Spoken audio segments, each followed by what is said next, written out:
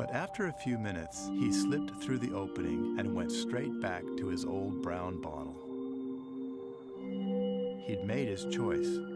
I think the clear glass was a little too bright.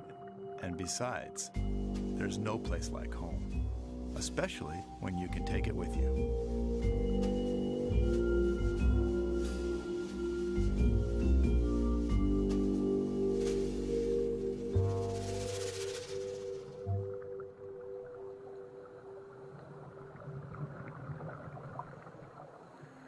In the husks of old coconut shells, they find the pearl-like eggs of one of John's favorite creatures. It's a tiny cuttlefish that's seldom seen after it hatches. It remains so small and well camouflaged that it takes great practice to find it.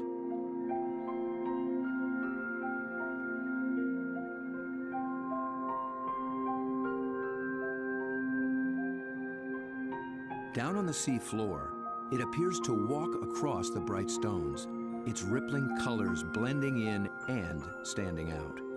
It's called the flamboyant. The flamboyant cuttlefish is really in a class by itself, even among cephalopods in a lot of ways. First of all, the vibrant, dynamic, bright colors, the brilliant yellows, the magentas, the pinks and browns. It adds on top of that these passing clouds of color as it's stalking, looking for prey. And of course, that's happening in living skin.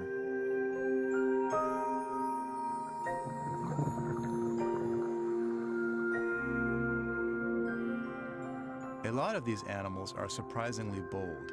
The flamboyant actually seems to like being under the lights. It begins hunting as soon as we start filming.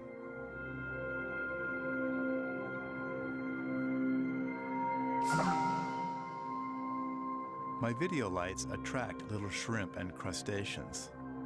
Perhaps the cuttlefish can even see better in the lights as well.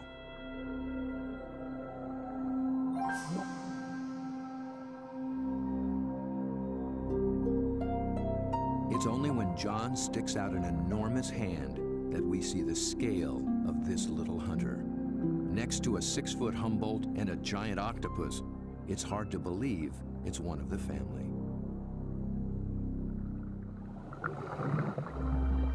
Not far away, a small octopus has been eyeing the scene.